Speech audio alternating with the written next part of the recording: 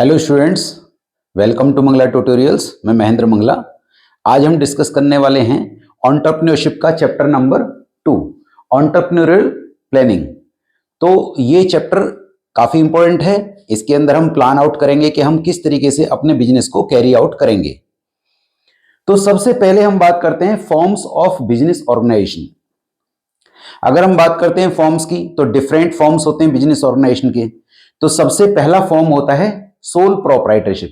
अगर आप कोई बीइंग एन एंटरप्रेन्योर एक बिजनेस चालू करना चाह रहे हैं, तो आपको ये डिसाइड करना पड़ेगा कि कौन से फॉर्म में हम अपने बिजनेस को स्टार्ट करेंगे। तो पहला फॉर्म सोल ट्रेडिंग है, सोल प्रोप्राइटरशिप है। इसका मतलब है सिंगल ओनर। क्या बोलेंगे हम इसको? Single owner. अब सिंगल ओनर की कई फीचर्स हैं, जैसे इंडिविजुअल ओनरशिप। मालिक कौन रहेगा? एक सिंगल पर्सन ओनर रहेगा। Who will manage? Single person will manage. Who will control? Single person will control. Easy formation है, कोई ज्यादा फॉर्मेलिटीज, कोई ज्यादा परमिशंस लेने का जरूरत नहीं है।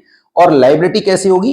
Liability of the soul trader will be unlimited. Unlimited in the sense कि अगर फर्म की लाइबिलिटी फर्म के एसेट से ज्यादा है, तो his personal property will be attach to pay off the liabilities of the firm. तो this is what called sole proprietorship. अब सोल ट्रेडिंग हमें कब यूज करना चाहिए? जब हमारी जो कैपिटल इन्वेस्टमेंट हम करने वाले हैं वो काफी कम है। दूसरा, हमें एक लोकल बिजनेस करना है, लिमिटेड एरिया में ऑपरेशन करना है, तो sole trading is the best. Moreover, अगर हमें डिसीजन मेकिंग क्विक रखनी है, हमें अपना प्रॉफिट किसी के साथ शेयर नहीं करना है, तो sole trading is the best. दूसरे टाइप का बिजनेस फॉर्म हो सकता है पार्टनरशिप। अगर आप अपना business being an entrepreneur run करना चाहते हैं, तो next one will be partnership. अब पार्टनरशिप हमें कब यूज करना चाहिए? पार्टनरशिप हमें तब यूज करना चाहिए अगर हमें कैपिटल इन्वेस्टमेंट थोड़ी ज्यादा करनी है। सोल ट्रेडर एक पर्टिकुलर लिमिट तक ही पैसा इन्वेस्ट कर सकता है। तो पार्टनरशिप में आपका जो रिस्क शेयरिंग है वो बढ़ जाएगा। दूसरा, आपके पास सुपरविजन के लिए ज्यादा लोग होंगे। तो पार्टनरशिप के लिए कम से कम 2 और मोर देन 2 पीपल होने चाहिए। तो what is partnership form? Partnership form basically A form which where 2 or more than 2 people joined together to run a business, where the profit will be shared and the business will be run either by all or any one of them acting for all. That is what called partnership firm. तो कम से कम दो लोग होने चाहिए, 2 or more than 2 people, minimum 2, maximum 50। दूसरा, agreement. अब partnership किसी agreement के ऊपर बेस होती है। एग्रीमेंट में भी ओरल और में भी रिटन। अगला है आपका प्रॉफिट शेयरिंग। प्रॉफिट को शेयर करना यहाँ जरूरी है, क्योंकि पार्टनरशिप फॉर्म जब हम रन करते हैं तो प्रॉफिट शुड बी शेयर्ड। और इसके अलावा आपका है लाइबिलिटी जो रहेगी फॉर्म की, वो कैसी रहेगी? अनलिमिटेड। अनलिमिटेड लाइबिलिटी यहाँ पे रहेगी, इन द सेंस कि अगर फर्म की लाइबिलिटीज फर्म के एसेट से ज्यादा हैं, तो their personal property will be attached to pay off the liabilities of the firm. तो इसके अंदर इंपॉर्टेंट पॉइंट ये है कि जो पार्टनरशिप एग्रीमेंट है वो ओरल और रिटन दोनों हो सकता है, बट पार्टनरशिप फर्म को रजिस्टर कराना ऑप्शनल है। बट अगर आप रजिस्टर नहीं कराते हैं, तो देयर आर सम कॉन्सिक्वेंसेज। कोई पर्टिकुलर पार्टनर फर्म पे कोई केस नहीं कर सकता, फर्म पार्टनर्स पे नहीं कर सकती, और इवन फर्म किसी थर्ड पार्टी पे भी केस नहीं कर सकती है। तो these will be the problems अगर फर्म रजिस्टर नहीं है। वैसे ऑप्शनल है, आप उसे रजिस्टर कराना चाहें या ना कराना चाहें। तो ये वीडियो आपको काफी हेल्पफुल होने वाला है, क्योंकि आपका जो एग्जाम है फरवरी में 15 फेब को आपका बोर्ड एग्जाम है। तो आप प्लीज इसे देखिए, ये आपको क्विक रिवीजन प्रोवाइड करेगा। अगला आपका है joint stock company. Joint stock company की बात करें तो what is joint stock company? Joint stock company is a voluntary association which and moreover joint stock company should be registered। क्या होनी चाहिए? It should be registered and the ownership of which is the condition of membership। मतलब if you want to be the member you have to be the owner, या फिर अगर आपको owner बनना है तो you have to be the member।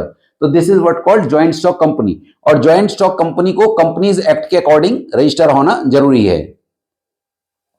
दूसरा आपका है, अब देखिए ये वॉलंटरी एसोसिएशन होती है, मतलब कोई भी इसका मेंबर बन सकता है। Artificial legal person. Company can work just like a person. Company can buy property, company can sell property. तो कंपनी अपने नाम से कॉन्ट्रैक्ट्स कर सकती है। अगला हमारा आ जाता है सेपरेट एंटिटी। कंपनी एक सेपरेट एंटिटी की फॉर्म में, मतलब कंपनी को मालिकों से अलग माना जाएगा। Common seal. कॉमन सील की बात करते हैं भी, कंपनी तो एक आर्टिफिशियल पर्सन है, आप जानते हैं। अब कंपनी कांट साइन, तो क्या करेंगे? एक rubber stamp will be used where the name of the company is engraved and will be taken as the official signature of the company. अगला है लायबिलिटी कैसी रहेगी, लिमिटेड रहेगी। लायबिलिटी लिमिटेड रहेगी, जितना पैसा आपने बिजनेस में लगाया है केवल उतना ही रिस्क पे रहेगा। अब कई टाइप की ज्वाइंट स्टॉक कंपनी होती हैं, प्राइवेट कंपनी है, पब्लिक कंपनी है, 1% कंपनी भी है।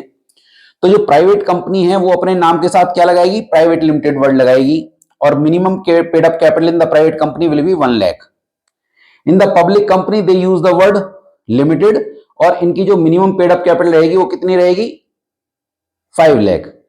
और private company prohibits their members, they restrict their the private company is restricted, they can't issue the shares to the general public. वो general public को अपने शेयर्स इशू नहीं कर सकते हैं, जनरल पब्लिक से डिपॉजिट एक्सेप्ट नहीं कर सकते हैं। As far as public company is concerned, they can issue shares to the general public, they can accept the deposits from the public. तो this is what called public company. और 1% company, एक private company जो होती है वो minimum 2 people के साथ start होती है, जबकि 1% company can be started with 1 person. ठीक है। मोर ओवर जो प्राइवेट कंपनी होती है इसमें minimum number of people required, minimum number of members required 2, maximum 200। In the public company minimum 7, maximum no limit. तो this is what called public company. Next we talk about joint Hindu family business. आपको पता होगा joint Hindu family business class 11th में भी आप लोगों ने पढ़ा है। तो इसके अंदर क्या होता है कि इसमें दो स्कूल ऑफ थॉट्स पाए जाते हैं, मितासरा एंड दायभाग। मितासरा मैक्सिमम कंट्री में पाई जाती है, जिसके अंदर जो भी कोई फैमिली मेंबर बर्थ लेता है तो बाय बर्थ उसको प्रॉपर्टी राइट्स मिल जाते हैं। जबकि दाया भाग आपका उड़ीसा और आई थिंक बंगाल और आसाम में पाई जाती है, और यहां पर जो प्रॉपर्टी राइट्स हैं वो मिलते हैं after the death of the father. तो दो स्कूल ऑफ थॉट्स हैं, और यहां पर जो बिजनेस जो है वो एंसेस्ट्रल बिजनेस है, और बिजनेस को जो होल्ड करता है, बिजनेस को जो मैनेज करता है, ही इज कॉल्ड कर्ता, मुखिया ऑफ द फैमिली। और मुखिया या कर्ता की जो लायबिलिटी रहेगी वो अनलिमिटेड रहेगी, और बाकी मेंबर्स की लायबिलिटी लिमिटेड रहेगी। तो ये क्रिएशन होगा under Hindu law. Membership by birth मिल जाएगी, मैनेजमेंट किसके हाथ में रहेगी, कर्ता के हाथ में, और लायबिलिटी कर्ता की अनलिमिटेड रहेगी और बाकी सारे मेंबर्स की लिमिटेड रहेगी। Now talk about cooperative organisation. Cooperative organisations basically एक वॉलंटरी एसोसिएशन है अंडर एक्ट 1912, और इसमें मिनिमम 10 लोग होते हैं और मैक्सिमम अनलिमिटेड हो सकते हैं। बट अगर एक क्रेडिट कोऑपरेटिव सोसाइटी है तो मैक्सिमम 100 हो सकते हैं। तो कोऑपरेटिव ऑर्गेनाइजेशन में और ज्वाइंट स्टॉक कंपनी में एक बेसिक डिफरेंस ये होता है कि ज्वाइंट स्टॉक कंपनी जो होती है वहां पे अगर वोटिंग होती है तो 1 शेयर 1 वोट होता है, जबकि अगर हम बात करते हैं कोऑपरेटिव ऑर्गेनाइजेशन में तो 1 पर्सन 1 वोट रहता है। वॉलंटरी ऑर्गेनाइजेशन है, कोई भी मेंबर बन सकता है। मोटिव मेन प्रॉफिट नहीं होता, सर्विस मोटिव होता है, अपने मेंबर्स की हेल्प करना। गवर्नमेंट कंट्रोल होता है, इनको टैक्स कंसेशंस भी मिलते हैं। और डेमोक्रेटिक मैनेजमेंट का मतलब क्या हो गया, 1 person 1 vote, that is what called cooperative organisation. अगला हमारा टॉपिक होगा बिजनेस प्लान। ये सबसे ज्यादा इंपॉर्टेंट है बोर्ड एग्जाम्स के लिए। What is business plan? तो बिजनेस प्लान जैसा कि मैंने लिखा है, it is comprehensively written document. एक रिटन डॉक्यूमेंट होता है जिसके अंदर सारी इंफॉर्मेशन होती है कि एंटरप्रेन्योर का क्या विजन है, क्या उसके प्लान हैं, वो कैसे बिजनेस चालू करने वाला है, किस तरीके से वहां प्रॉफिट्स आएंगे और किस तरीके से वो आगे बढ़ेगा। तो स्कोप यही है कि भी आप इसके अंदर organization plan, production plan, operational plan, आपका financial plan, marketing plan, HR plan, ये इसका स्कोप है। मतलब हम इसके अंदर क्या क्या स्टडी करने वाले हैं। हम स्टडी करने वाले हैं कि इनका ऑर्गेनाइजेशन प्लान क्या है, ये किस तरीके से प्रोडक्शन करेंगे। दूसरा, इनका ऑपरेशन प्लान क्या है, किस तरीके से वो रूटिंग शेड्यूलिंग वगैरह करेंगे। उनके जो फंड्स है वो कहां से आएंगे, कितने उनके प्रॉफिट्स होंगे, वो सब। Who should write the plan? अब कौन लिखेगा? यूजुअली एंटरप्रेन्योर लिखता है, but with the help of lawyer, with the help of chartered accountant, with the help of consultants. Importance क्या है? देखिए, बिजनेस प्लान का अपना इंपोर्टेंस है। आपने कहा सर कैसे इंपोर्टेंस है? देखिए, जो बिजनेस प्लान होता है उसके थ्रू आप अपने पोटेंशियल इन्वेस्टर्स को भी अट्रैक्ट कर सकते हैं। क्योंकि मान लीजिए आपको फर्दर और फंड्स की जरूरत है, तो आप अपने बिजनेस प्लान के अकॉर्डिंगली उनको अट्रैक्ट करेंगे। तो format of the business plan, पहले ये काफी इंपॉर्टेंट है एग्जाम के लिए, एलिवेटर पिच एग्जाम में पूछ लेते हैं, what is elevator pitch. This is 3 minute summary, इसके अंदर 3 मिनट एग्जीक्यूटिव समरी होती है जिसके अंदर वो 3 मिनट के अंदर अपने बिजनेस को एक्सप्लेन करता है। A pitch deck with oral narrative, इसका मतलब क्या है, ये एक एंटरटेनिंग स्लाइड शो होता है, इसके अंदर एक ओरल नैरेटिव साथ में चलता है, इसके अंदर वो पूरी तरीके से अपने बिजनेस को एक्सप्लेन करते हैं। ये एक्सटर्नल स्टेक होल्डर्स के लिए होता है, a written presentation for external stakeholder, ये बहुत प्लीजेंटली तरीके से, बहुत अच्छे तरीके से रिटन होता है। और एक इंटरनल ऑपरेशनल प्लान होता है, ये यूजुअली एक्सटर्नल स्टेक होल्डर्स के लिए नहीं होता, ये इंटरनल प्लान होता है कि भाई किस तरीके से वो अपने ऑपरेशंस को करेंगे। तो these are different kind of formats of the business plan। सबसे इंपॉर्टेंट टॉपिक इस चैप्टर का या यूनिट का है components of the business plan. तो पहला है ऑर्गेनाइजेशनल प्लान। तो ऑर्गेनाइजेशनल प्लान में क्या है कि हमें ये डिसाइड करना पड़ेगा कि किस फॉर्म में आप अपना बिजनेस चालू करने वाले हैं, either in the form of sole trading और in the form of partnership और in the form of joint stock company और in the form of joint Hindu family business और in the form of cooperative organization. We have to decide कि which form of ownership we will select. Then we have to see the categories. जब हम organisational plan करते हैं तो हमें यह भी डिसाइड करना पड़ेगा कि हम मैन्युफैक्चरिंग बिजनेस में जाना चाहते हैं, होलसेल बिजनेस में, रिटेल बिजनेस में या सर्विस सेक्टर में जाना चाहते हैं। This is what called organisational plan. Next is production plan. Production plan का मतलब होता है प्लान योर वर्क, मतलब आप जो अपना काम करने जा रहे हैं उसको प्लान करना। अब जब हम प्रोडक्शन प्लान करते हैं तो हमें देखना पड़ेगा कि हमारा जो प्लान है आइदर नो मैन्युफैक्चरिंग, या तो उसमें मैन्युफैक्चरिंग है ही नहीं, या फिर हम ये डिसाइड करेंगे कि उसमें पार्शियल मैन्युफैक्चरिंग है, मतलब हम कुछ पार्ट्स खुद मैन्युफैक्चर कर रहे हैं और कुछ पार्ट कहीं और से फैब्रिकेट करवा रहे हैं, आउटसोर्स कर रहे हैं। तो हमें ये भी डिसाइड करना पड़ेगा और आउटसोर्स करने के लिए हमें देखना पड़ेगा कि हम कहां से आउटसोर्स करा रहे हैं, उनके क्या रेट्स हैं, हमें उसमें क्या बेनिफिट मिलने वाला है।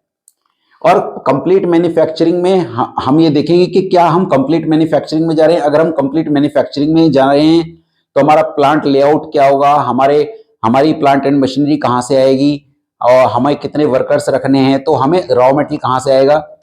All these things will be decided in the production plan. That is plan your work. अगला है ऑपरेशनल प्लान। अगर हम इसको शॉर्ट में कहना चाहें तो this is also called work your plan, मतलब आप अपने जो प्लान आपने किया उसको वर्कआउट कर रहे हैं, वर्क करना, प्लान को वर्कआउट करना। तो इसका ऑब्जेक्टिव सिंपल है कि भी आप जब ऑपरेशनल प्लान की बात कर रहे हैं तो आप उसको बता रहे हैं कि हमारा प्रोसेस क्या होगा, सीक्वेंस क्या होगा। तो इसके एलिमेंट्स क्या हैं, पहला है रूटिंग। रूटिंग का मतलब है कि हमारा रॉ मटेरियल फिनिश गुड्स तक जब पहुंचेगा तो क्या सीक्वेंस होगा, क्या प्रोसेस होगा, किस किस प्रोसेस से वो गुजरेगा। That is what called routing. What is scheduling. Scheduling का मतलब होता है कि पर्टिकुलर स्टेप को या प्रोसेस को कंप्लीट होने में कितना टाइम लगेगा, that is what called scheduling. किस टाइम पे क्या काम होगा, that is what called scheduling. Dispatching का मतलब हो गया ऑर्डर एंड इंस्ट्रक्शंस को इशू करना कब कब कौन सा ऑर्डर और इंस्ट्रक्शन इशू किया जाएगा। फॉलो अप का मतलब ये देखना कि जो काम सही तरीके से हो रहा है या नहीं हो रहा है। और इंस्पेक्शन में देखना क्वालिटी चेक, उसको देखना कि वो काम एज पर स्टैंडर्ड हुआ या नहीं हुआ। और लास्ट है शिपिंग। शिपिंग का मतलब है कि कस्टमर तक सामान को पहुंचाना, that is what called shipping. तो these are the elements of the operational plan. तो जो फैक्टर्स हैं जो अफेक्ट करेंगे ऑपरेशनल प्लान को, जैसे हमारे किस टाइप का बिजनेस है, किस स्केल पे हम कर रहे हैं, लार्ज स्केल पे, स्मॉल स्केल पे, किस टाइप का प्रोडक्ट हम मैन्युफैक्चर कर रहे हैं, उसमें प्रोसेसेस हैं या आप उसको अलग अलग पार्ट्स को मैन्युफैक्चर करा रहे हैं, किस टाइप की टेक्नोलॉजी आप यहाँ यूज कर रहे हैं। अगला है आपका फाइनेंशियल प्लान। फाइनेंशियल प्लान का मतलब क्या हुआ, फाइनेंशियल प्लान का मतलब हो गया कि देखिए फाइनेंस क्या होता है, finance is basically the life blood of the business. तो जो फाइनेंस है उसमें हमें देखना है कि हमें कितने पैसे की रिक्वायरमेंट होगी, from where these funds will be procured and how they will be utilised. तो सबसे पहला है आपका परफॉर्मा इन्वेस्टमेंट डिसीजन। इसमें हम डिसाइड करेंगे कि जो हम इन्वेस्टमेंट करेंगे लॉन्ग टर्म, मतलब आपका फिक्स एसेट्स में कितना इन्वेस्ट करेंगे, करंट एसेट्स में हम कितना इन्वेस्ट करेंगे, कितना लैंड, कितना बिल्डिंग, कितना प्लांट मशीनरी हम खरीदेंगे। Financing decision, pro forma financing decision का मतलब है हम पैसे को कहां से प्रिक्योर करेंगे, कहां से अरेंज करेंगे, और जो अरेंज करेंगे तो लॉन्ग टर्म के लिए कितना करेंगे और शॉर्ट टर्म के लिए कितना करेंगे। फिर जब हम लॉन्ग टर्म के लिए करेंगे तो लॉन्ग टर्म में कितना डेट फंड है, आउटसाइडर्स फंड, और कितना बोरोड फंड, आउटसाइड फंड मतलब बोरोड फंड से, और कितना ऑनर्स फंड है। That is what called pro forma financing decision. अगला है pro forma income statement. Income statement में मतलब हमारे प्रॉफिट एंड लॉस कितने होंगे, ये सारा प्रोजेक्टेड है। Pro forma cash flow, pro forma cash flow में हम देखेंगे कि हमारे इनफ्लोज कितने होंगे, आउटफ्लोज कितने होंगे, ऑपरेशंस के थ्रू कितने होंगे, इन्वेस्टमेंट के थ्रू कितने होंगे, फाइनेंसिंग एक्टिविटीज के थ्रू कितने इनफ्लोज एंड आउटफ्लोज होंगे। परफॉर्मा बैलेंस शीट में हम ये देखेंगे कि हमारी बैलेंस शीट किस तरह की से दिखाई देगी, बैलेंस शीट के अंदर कितनी एसेट्स होंगी और कितनी लायबिलिटीज होंगी।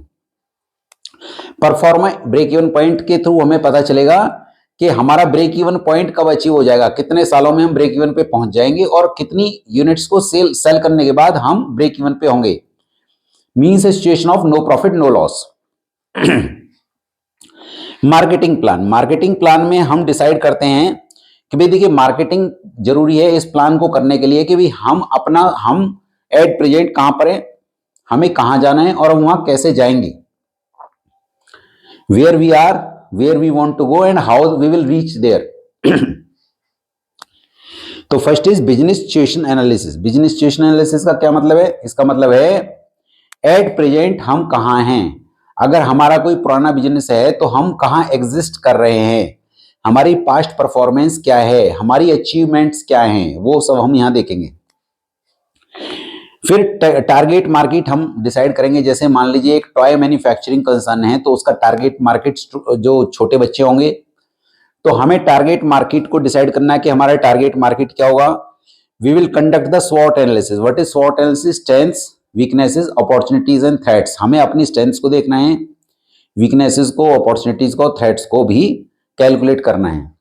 एस्टेब्लिशिंग गोल, फिर हमें गोल अचीव करना है कि हमें इस साल का हमारा क्या टारगेट है और हमारा फाइनल टारगेट क्या है, वो हमें डिसाइड करना है कि हमें कितना मार्केट शेयर कैप्चर करना है। फिर defining marketing strategy, marketing strategy में हमें डिसाइड करना पड़ेगा कि हम marketing Ps, 4 Ps, product, price, place and promotion, किस तरीके से प्लान आउट करेंगे। और इम्प्लीमेंटेशन, फिर हम अपने प्लान को इम्प्लीमेंट करेंगे। तो this is what called marketing plan, काफी इंपॉर्टेंट है। अगला है human resource plan. Human resource plan मतलब ह्यूमन बीइंग से रिलेटेड है, एम्प्लॉइज से रिलेटेड है। इसमें हम डिसाइड करते हैं what kind of people are required, क्योंकि हमें देखना पड़ेगा किस टाइप के लोग हमें चाहिए, एजुकेटेड चाहिए, हाईली एजुकेटेड चाहिए, या लेबर क्लास हमें लोग चाहिए। Then how many are required, अब हमें कितने चाहिए, हमें कितना टोटल काम करना है, किस लेवल पे करना है, छोटे लेवल पे या बड़े लेवल पे करना है, तो हमें डिसाइड करना पड़ेगा कि हमें कितने लोग रिक्वायर्ड होंगे। और how they will be selected, how they will be selected, हम करेंगे सिलेक्शन, हम रिक्रूटमेंट करेंगे, सिलेक्शन करेंगे, ट्रेनिंग और उनको डेवलपमेंट का प्रोसीजर करेंगे।